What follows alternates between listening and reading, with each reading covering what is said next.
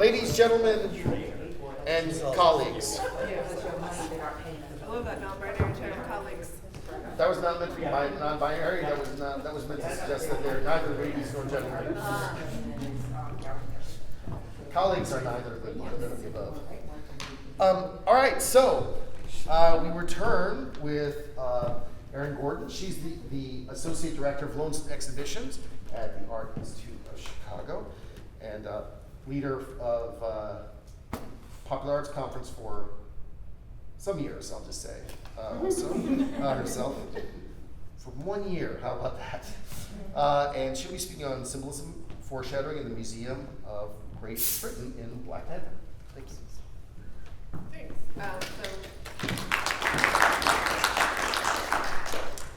Thank you all. I'm Associate Director of Loans and Exhibitions at the Art Institute, and that will become relevant a little bit later when I talk about a little bit about what my job is in contrast to some of the other things I'm going to talk about today.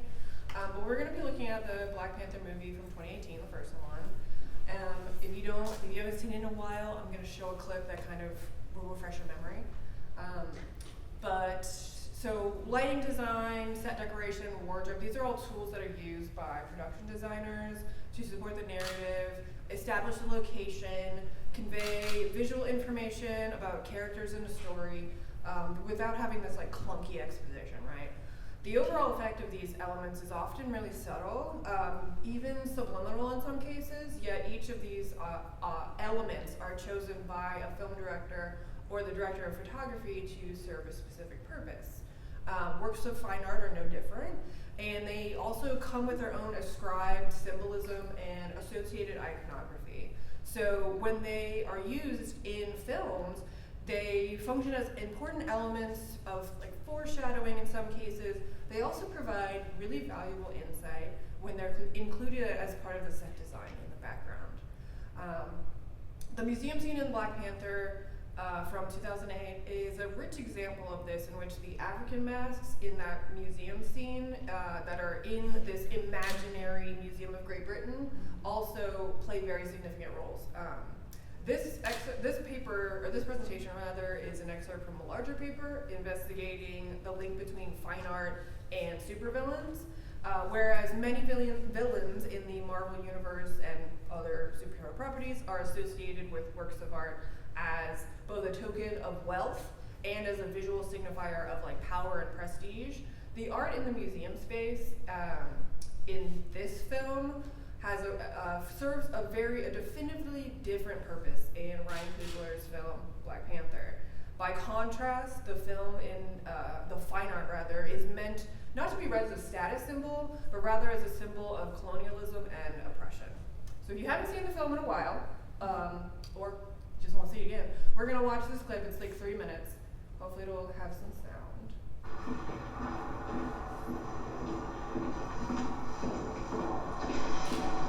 Good morning.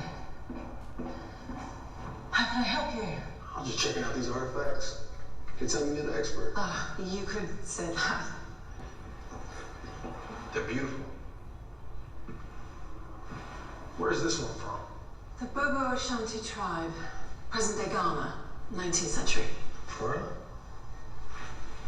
And what about this one? That one's from the Edo people of Benin, 16th century. Now, tell me about this one. Also from Benin, 7th century, in Fula tribe, I believe. Nah. I beg your pardon. It was taken by British soldiers in Benin, but it's from Wakanda, and it's made out of vibranium. Don't trip. I'm gonna take it off your hands for you. These items aren't for sale. How do you think your ancestors got these? You think they paid a fair price? Or did they take it like they took everything else? So I'm going to have to ask you to leave. You got all this security here watching me ever since I walked in, but you ain't checking for what you put in your body. All right, mate. That's it. Come here, mate. Time. You might not be feeling too good. Hey, somebody get some help. Come here. Call the doctor, please. Hey, please, somebody can help. Emergency right away in the West African exhibit, please, right away. We got it. Stay back, please. Stay back.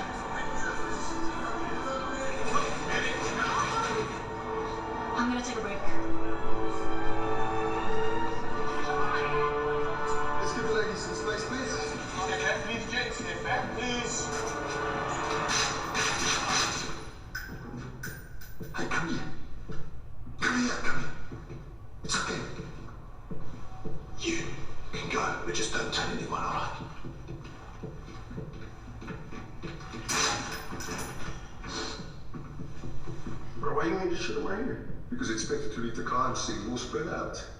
I just look like amateurs. Now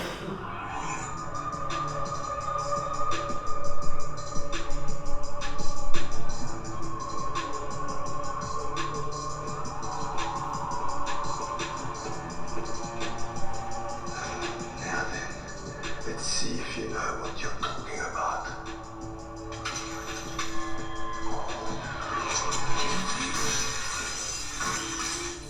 That's just a taste.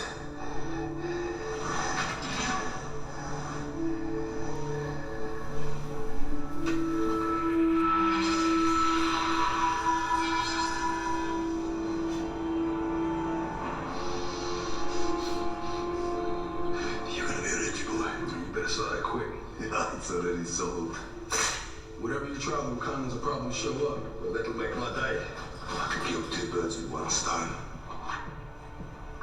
You're not telling me that's vibranium too? No, I'm just feeling it.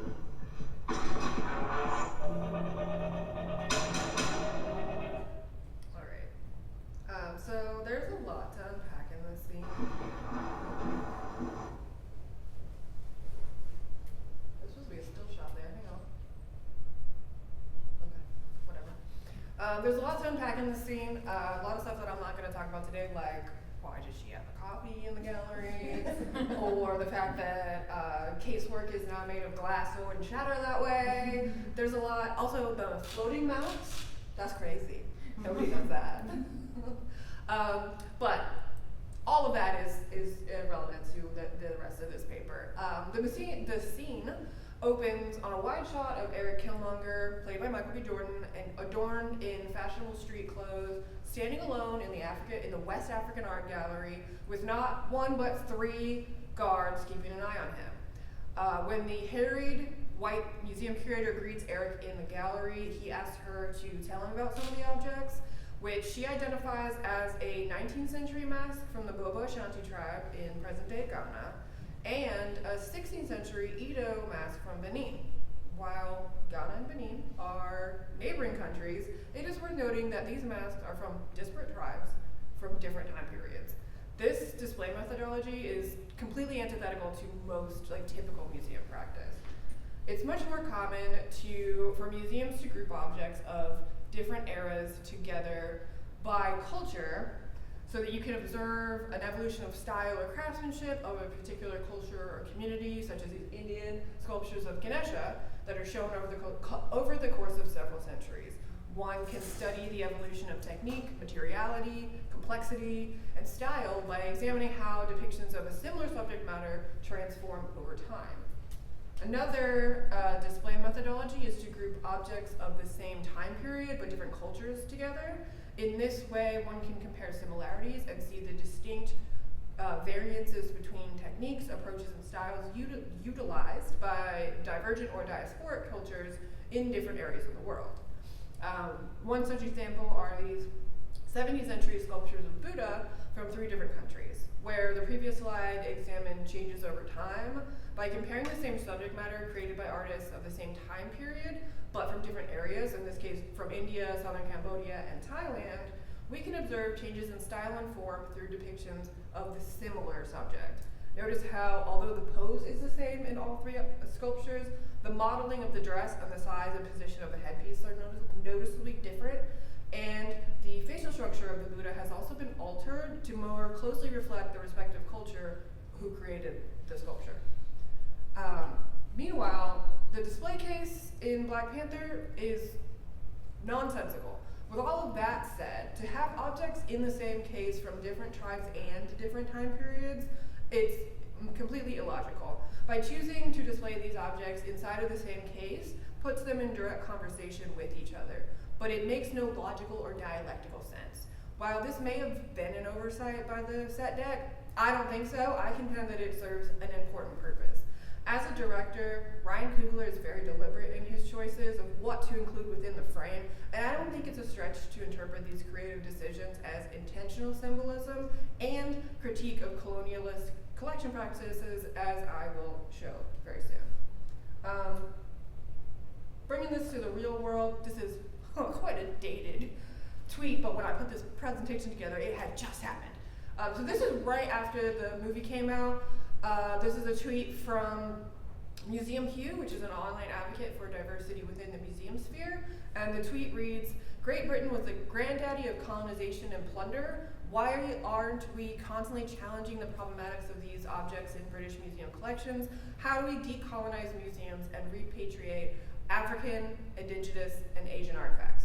And a response by Twitter user Courtney Coivista reads, "It's so frustrating to still see museums with African/Asian/Latin America/Oceania halls with objects lumped together. Start showing the breadth and beauty of various distinct cultures within those regions."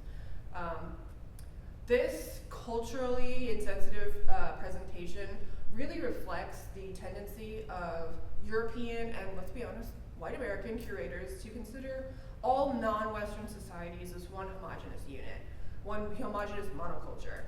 This bias manifests in collecting and displaying practices that place all of the objects from different peoples and different time periods into one case because, from their narrow Western perspective, all of it is foreign and exotic, and therefore it's all the same. The rhetoric further implies that what makes these objects culturally interesting and artistically important is their primitive aesthetics in stark contrast to the so-called European masterpieces and the canon of Western art history. Furthermore, when asked about the objects, the curator just sort of regurgitates impersonal facts, the time period, culture, geographic location. All of this type of information should be readily accessible on what is called a tombstone label, which will look like one behind me. The curator should be able to provide more useful research information. The things about like the date when it was made, the people that it was made from, the area, the media that it was made, like all of those things should be available. You should be able to see that information at a glance. Like it's every object in a gallery is going to have that information assigned to it. So the fact that he's meeting with a curator is supposed to provide him with more relevant information, more research information, things that would not just be the surface level facts, right?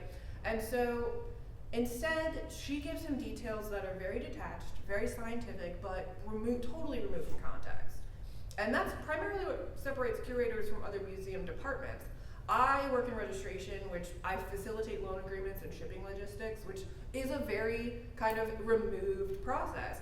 I'm not the one researching the artwork. I'm the one making the artwork appear in the museum. I'm doing from part A to part B. The curators are the ones that are supposed to be doing this really in-depth research and providing the context for these exhibitions and these collections that goes above and beyond what a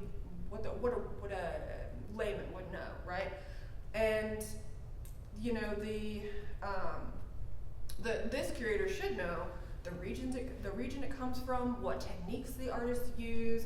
The Art Institute refers to this as interpretation, which includes any relevant cultural context, like was it created for ceremonial or religious use? Was it influenced by a preceding or concurrent art movement?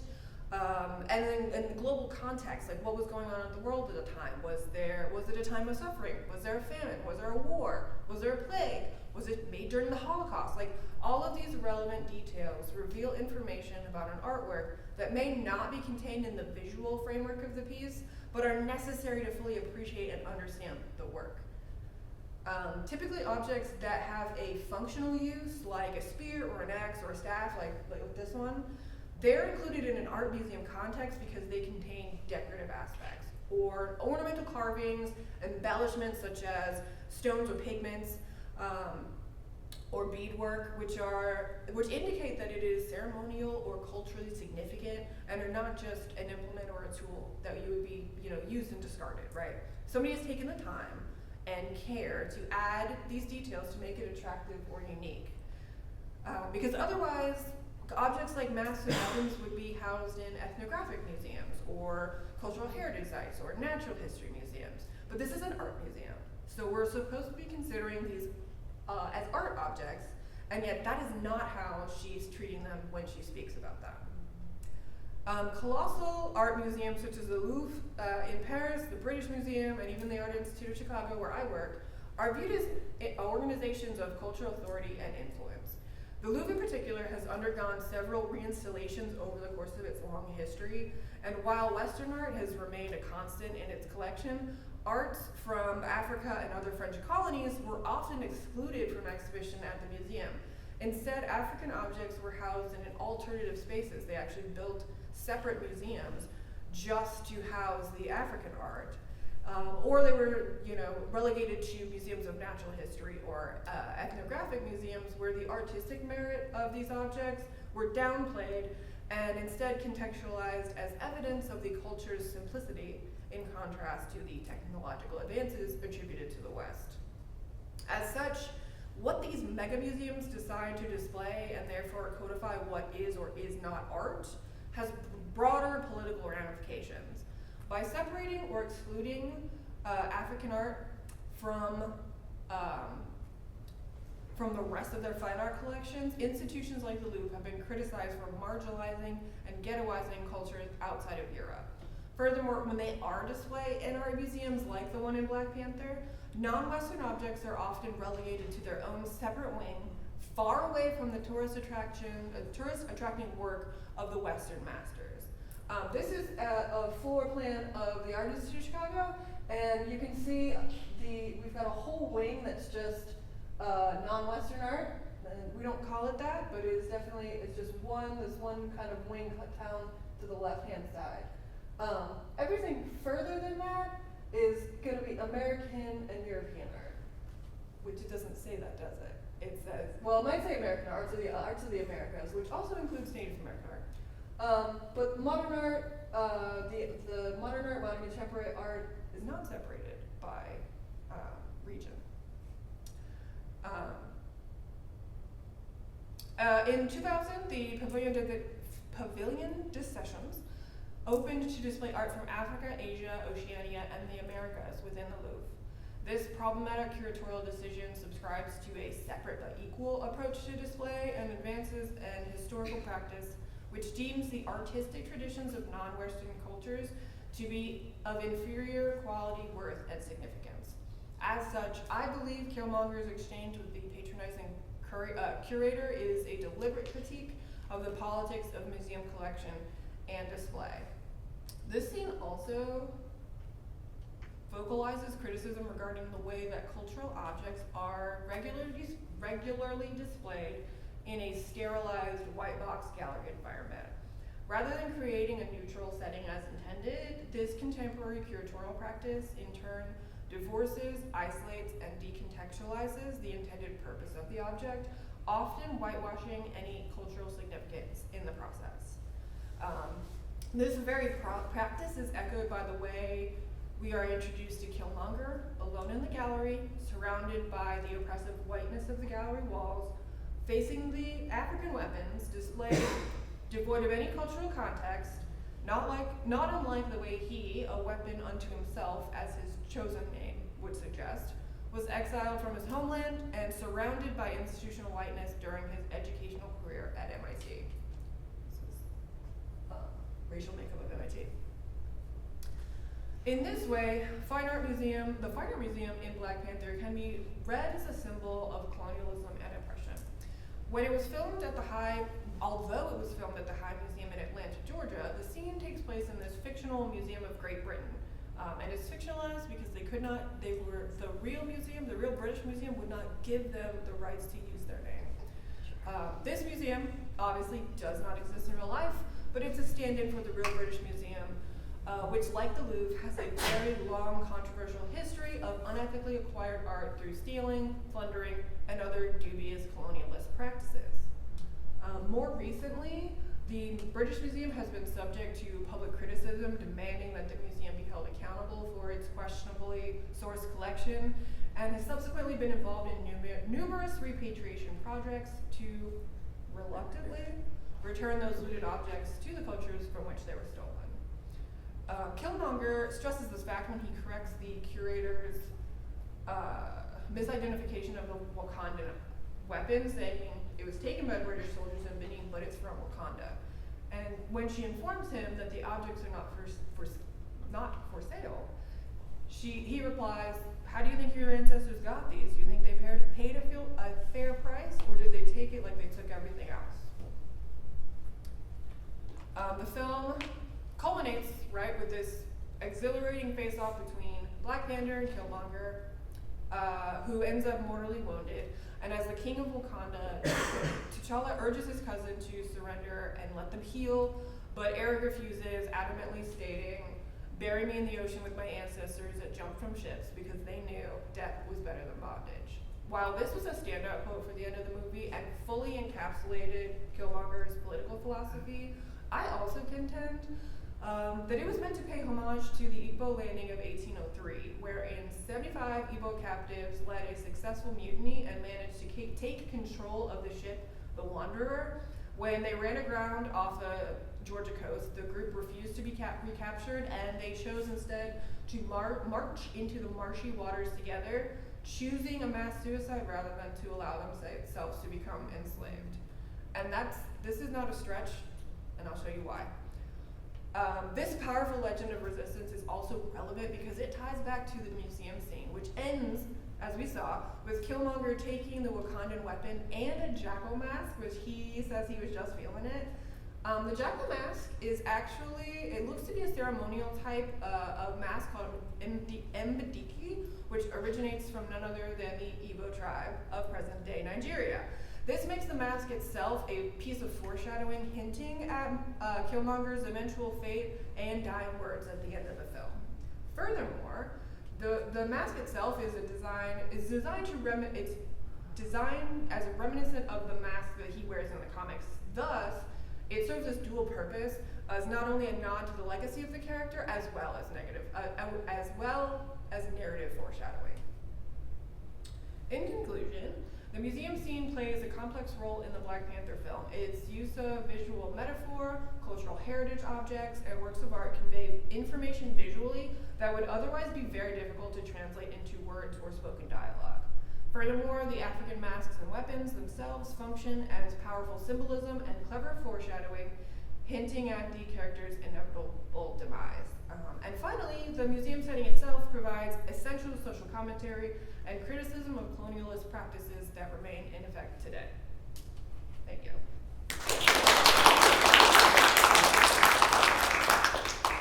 Questions? When you were talking about how, museums like to go, and here's everybody else. What immediately sprang to mind was, but we don't do that with ancient Egypt. What are your thoughts on why ancient Egypt is always its own special little thing? In the Art Institute, we do separate ancient Egypt. It is its own separate wing. It's very small, also.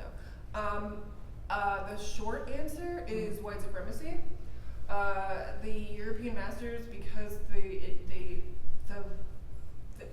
accomplishments of ancient Egypt were so great, the European masters and the European canon of art history wants to take credit for all of those things, and because it's right near the Mediterranean, they want to just kind of include that in the Italian masters and kind of take credit for those kind of technological advances and just kind of say, well, and also Egypt was there and they were honorary white people. That's really what happens.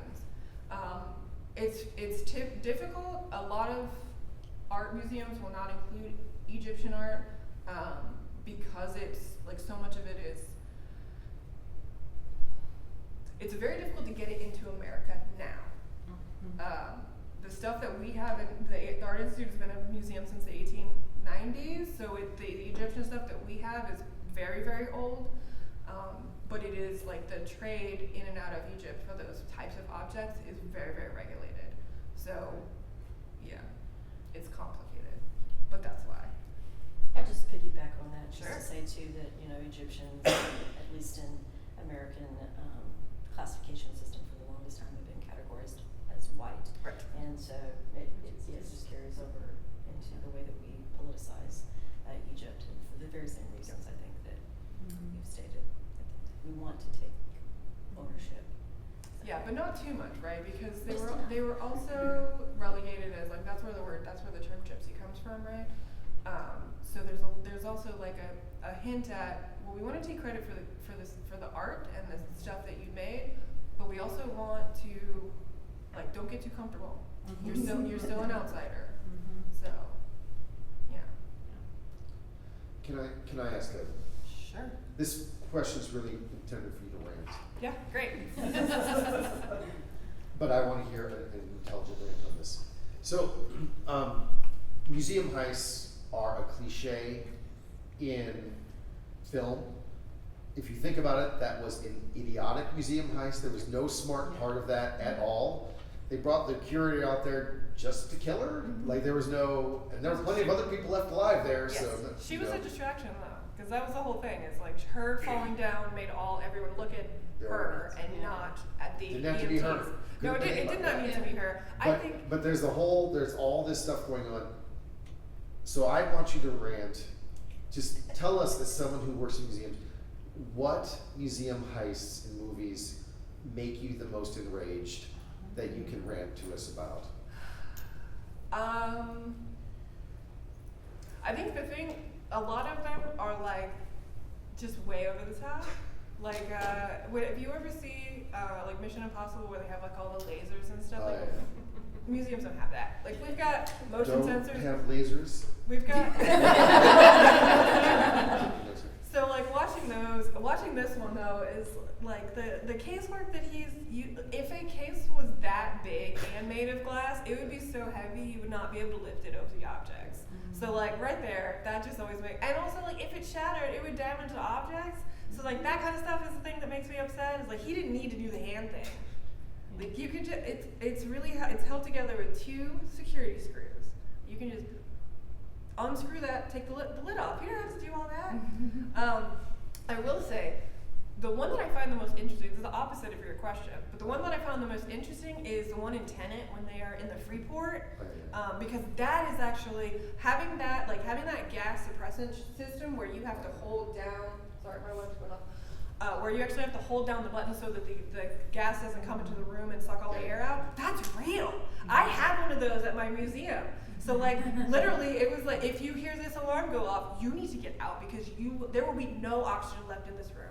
And you have to hold it to make it stop. So that one I was like, oh, this is great. This is like real, like the details are right. Like, I love that. But so many of them are using the wrong gloves, using the wrong equipment.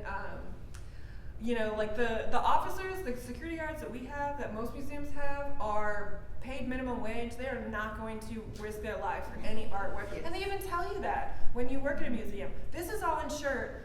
Your life is more important. You're not going to be stepping in front of a bullet to save this artwork. Like, no one's going to do that. And it actually makes me more upset to see like this movie where 3 of the guards are killed. They're just making minimum wage, man. They're just trying to make sure that your kid doesn't put sticky fingers on the artwork. They don't need to die. Thank you for the rant. Yes. All right. Well, I think we're out of time for your presentation. Great. So thank you very much.